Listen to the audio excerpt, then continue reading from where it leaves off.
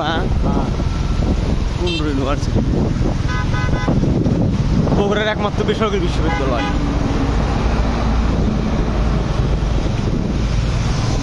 ভালো পড়াশোনার মান ভালোই। এই আবার চলে যাচ্ছে আমরা ভাঙ্গাচুর এলাকায়। এ ভালোই ভাঙচুর করছে তো।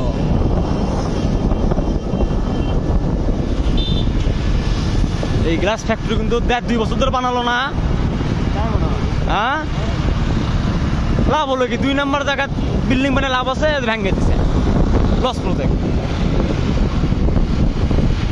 1.5-2 বছর ধরে এটা বানালো কত কি করে ভেঙে দিছে। কি এটা মানে টেনশনই নাই, এত টাকা ক্ষতি হবে টেনশনই নাই। তাও 2 নম্বর জায়গায় বানাবোই, বাড়ি বানাবোই জোর করে মানে প্রতিষ্ঠান আর কি।